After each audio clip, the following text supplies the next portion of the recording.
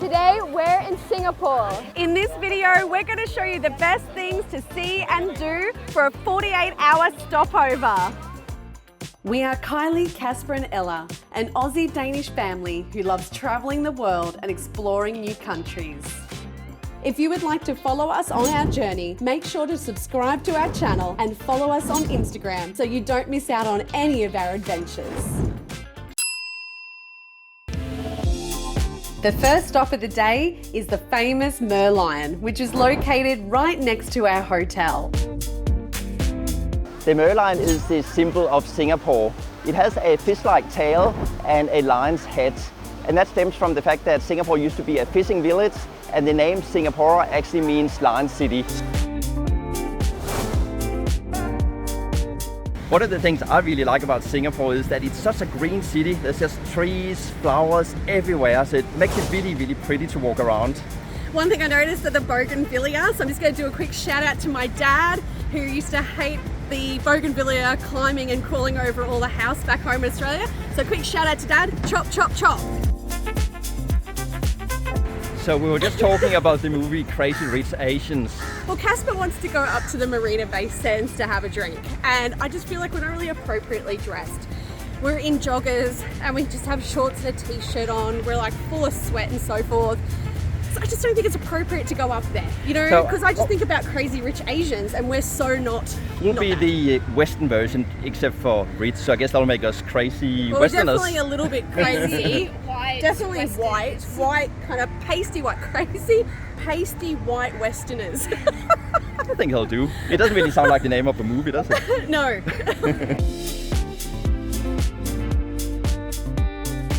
Another great thing about Singapore is that there's always a place to escape the heat.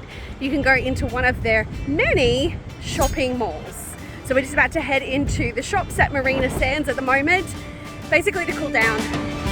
It's so beautiful and cool in here. Instant relief as soon as you walk in. So many exclusive shops here. Anyway, we're going to head up to the Sands Sky deck. So we're going to have a little bit of a look up there, hopefully get a cold drink. So we're just about to buy tickets to go up to the Marina Sands observation deck. It's $26 per person for adults and $22 for children under 12 and for students. Okay, so we're up on the observation deck. Yes, really nice view, but I have a bit of FOMO because I can see, I don't know if you can see behind me, I want to be over there. So maybe when we come and stay next time in Singapore, we'll stay at the hotel because I want to be over there where the pool is and where the bar is. Yes, it's a really nice view from the deck, but yeah, I kind of want to be over there with the Crazy Rich Asians.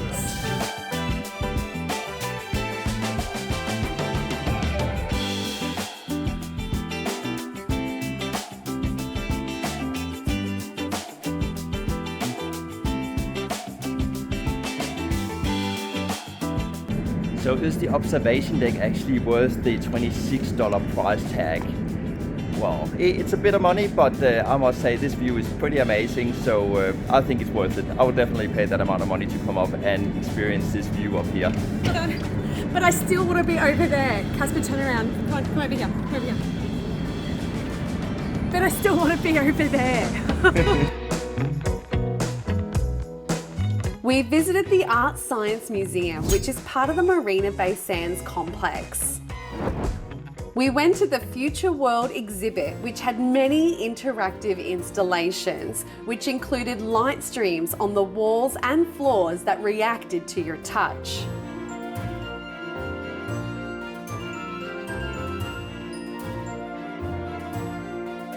There was also a place where you could scan your own drawings that would then appear digitally on a huge screen.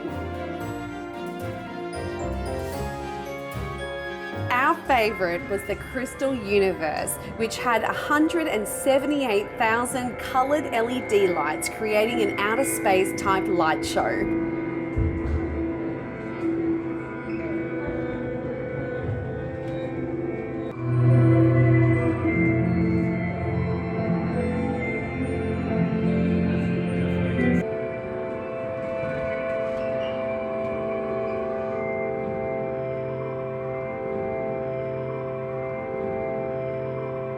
We're at Gardens by the Bay at the moment. It's absolutely beautiful here, just walking around and seeing all the gardens. And I think we've just spotted a lizard. So I'm just gonna go and have a look at that.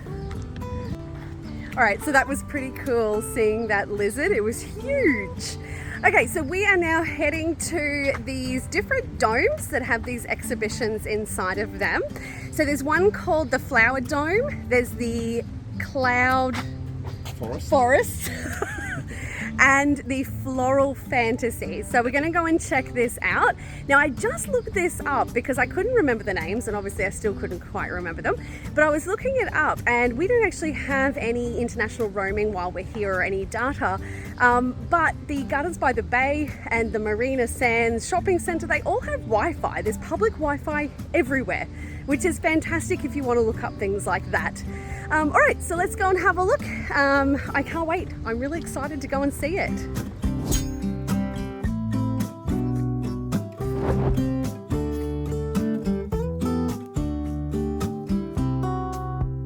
So we're inside the Flower Dome at the moment. It's really lovely. It's kind of like a massive greenhouse with lots of different flowers and plants growing. They have kind of different sections with different flowers from different parts of the world growing. And it's actually quite cool and air conditioned in here, so it's a nice break from the outdoor humidity and heat.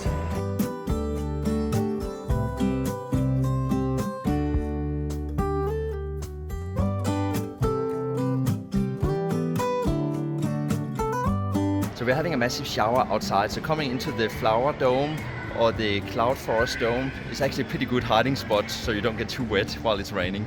They have different countries all set up. You can see behind me, you can see the Netherlands. It's even got some traditional food there on the display.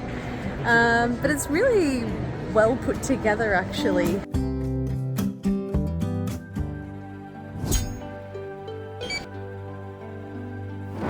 So we've just made it to the Cloud Forest. It's absolutely beautiful in here. As soon as you walk through the doors, you're just mesmerized by this gorgeous waterfall behind me. It's actually pretty cold in here and I can feel the spray from the waterfall hitting me. All right, I'm looking forward to showing you around in here.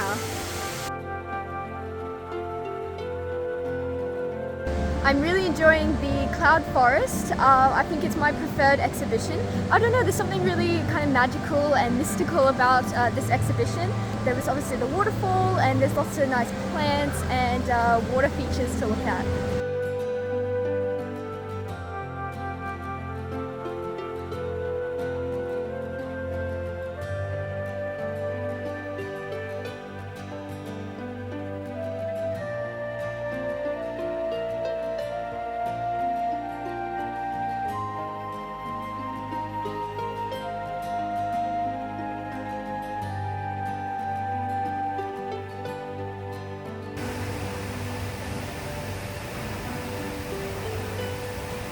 So I'm just walking around in the Cloud Forest trying to think of what this place reminds me of. And if I spin around here, if you check out this part behind me, it really reminds me a lot of Avatar. So the part in the movie where they're flying through those big pieces of rock and they're up in the clouds. I love the way that they've got the mist and everything behind. It makes it look so sort of mysterious and magical, and you really do feel like you're kind of up in the clouds up here. So we're still in the Cloud Forest. It feels like this exhibition just goes forever. So I'd say we've been here for approximately, how long would you say, Caspar? Yeah, probably a good hour and a half. We've been wandering around in here. Yeah, so make sure that you allow enough time to really see it properly. So we are now been to both the Flower Dome and the Cloud Forest. So if you only have a short amount of time, we would definitely suggest doing the Cloud Forest. It's by far the best exhibition.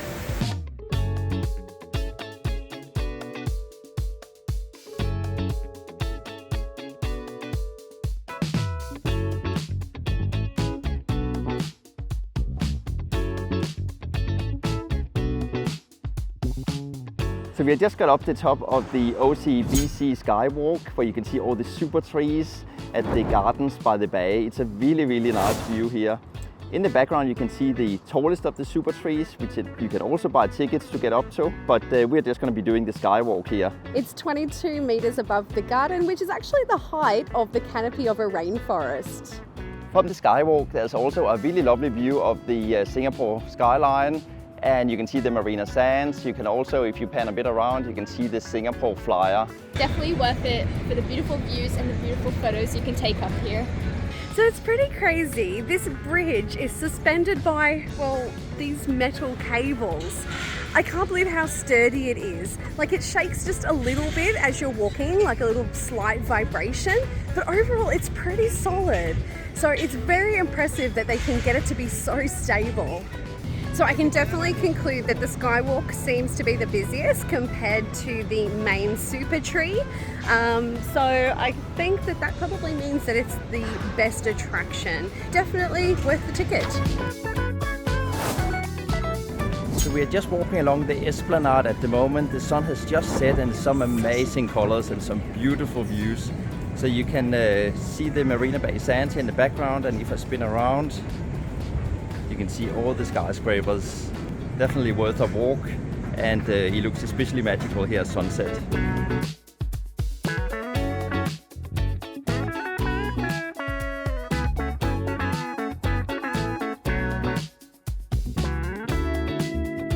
Okay, after a long and hot day walking around the city, we've done almost 30,000 steps. We're absolutely exhausted. We've collapsed here at Chijmes. Casper's still on a roll though. He's busy panning so that he can show you how beautiful Chijmes is. But we're absolutely exhausted. Now we just need to work out where we're gonna eat tonight so that we can refuel, so that we can actually make it back to our hotel. And just to let you know that we love walking around the city, but you can actually catch public transport. There's taxis everywhere. There's also a really great metro system as well. So you don't actually have to walk like we do. We just really enjoy walking when we go on holidays. So after a long day walking around Singapore City, we have now made it to Chijmes, which is a lovely little courtyard square in the inner city. It has a lot of restaurants, cafes, people around, lots of light, so it has an overall really nice atmosphere.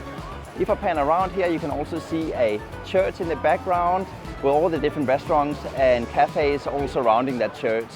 So overall, just a really nice place to come and unwind, chill, and have a nice dinner.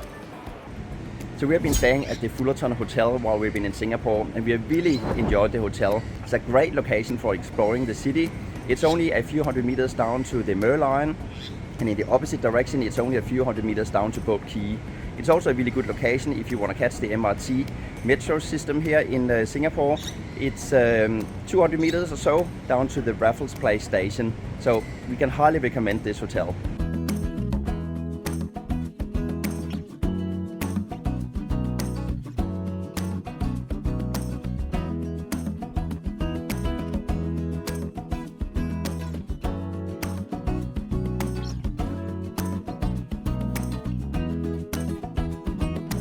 If you love to shop, you can come to Orchard Road. It is full of malls and shops. Us girls love it, however, my dad definitely doesn't love it. Yes, it's definitely testing my patience, but yeah, I guess I'll have to put up with a bit of girl time every now and then. So we have just ditched Casper, and I might have done a quick sneaky slip of the credit card. So Ella and I are off now to do a spot of shopping along Orchard Road. So excited to see what we can find and spend money on. You're certainly not spoilt for choice here in Singapore when it comes to shopping, that's for sure. So make sure that you spare a bit of time for that in your itinerary. Another great place to go shopping that I would recommend if you have the time is down at Vivo City. So you take the MRT all the way down to the harbour front, but it's a really great shop. They've got high-end stores, but also stores just for anybody. It's a really great place to go shopping, and they've also got a lot of really great restaurants as well. The MRT Metro here in Singapore is a really quick and efficient way to get around, and you never have to wait more than 5 minutes for the next train to turn up. We have got these tourist passes, so we can basically use them to get on and off any type of public transport here for the next 2 days, and we paid $16 for that. We also had to pay a $10 deposit for these cards, but you'll get that refunded at the end once you hand them back in. So we are just about to go on the Singapore Flyer, which is a very large Ferris wheel here in Singapore, so there should be some amazing views from up there. So it's $33 per person to get up, so let's see if this is actually worth it. By the look of it, it's going really, really slow, so I would expect it will be up there for a little while. So in the background you can see the height of a few different Ferris wheels around the world. So the Singapore Flyer is actually 30 meters taller than the London Eye, and it's the tallest Ferris wheel here in Asia. It's only 3 meters shorter than the world's tallest Ferris wheel, which is located in Las Vegas. Definitely the slowest Ferris wheel we've ever been on, but probably the most spectacular, I would say. You certainly have plenty of time to take in these amazing views. We had a really nice trip up there. It was actually a pretty long ride. We were up there for just over 30 minutes. So even though it was $33 per person, we felt like we got a lot of value for this trip. You had plenty of time to sit and look at the beautiful views over Singapore and just really take it all in. So I would say definitely worth it. If you only have 1 day in Singapore or 2 days in Singapore and you have to make the choice, our opinion would be to go for this one rather than the Marina Bay Sands observation deck. I feel that you get more value for money. What do you think, guys? Yeah, I agree. Yeah, I it was agree. Yeah, it was amazing. a really good ride. Well worth it. During the colonial era, Clarke used to be a storage facility with warehouses. So cargo was actually shipped and transported in via the Singapore River to Boat Quay, and from there further up for storage to Clarke Quay. But that's a long time ago, so this area has now been completely transformed into an entertainment area that's full of restaurants, cafes, live music and nightclubs. So it has such a vibe, so it's a great place to come for dinner or just for drinks. From Clarke Quay you can catch a boat that takes you on a small cruise through the Clarke Quay area and the Boat Quay area. It's a very nice way to see both of these areas from the Singapore River, and it's particularly nice at night time when all the lights are on. Boat Quay has a lot of Indian and Chinese restaurants, and you'll also find a lot of seafood restaurants selling fresh seafood. So Boat Quay used to be the busiest harbour here in Singapore, handling about 3/4 of all shipping business in the mid-19th century. Today it has been completely converted into a lovely area to come for dinner or for drinks and just to hang out. Although it is a little bit off-market, it really has a nice vibe and a nice atmosphere with some beautiful views from all the restaurants overlooking the Singapore River. So I can definitely recommend to come down here just for the experience and for the good views. Casper is talking about heading over to Raffles shortly, so yeah, going to be turning up like a big bucket of sweat to Raffles, so they better get that Singapore Sling ready for me.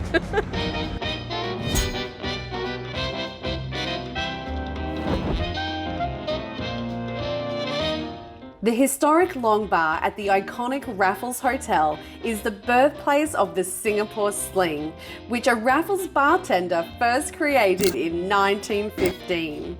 The Long Bar is known for serving peanuts and encouraging littering of peanut shells, so you will find peanut shells all over the floor.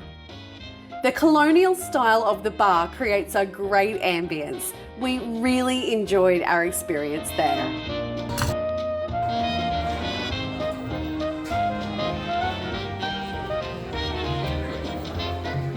Nice, very refreshing. A perfect way to end an amazing trip in Singapore. See you next time on Living the Joe Life.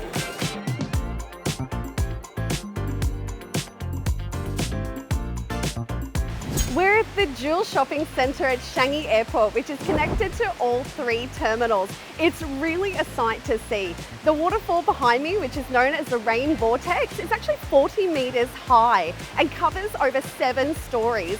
If you check out those little inlets, if you go through those, it actually leads into the shopping mall, and there's stores and shops all the way around each of the levels. On level 5, you'll find a kids' play area and also loads of restaurants and cafes and bars. It's really a spectacular view. I've never seen anything like it in my life. I would say world's best airport in my opinion.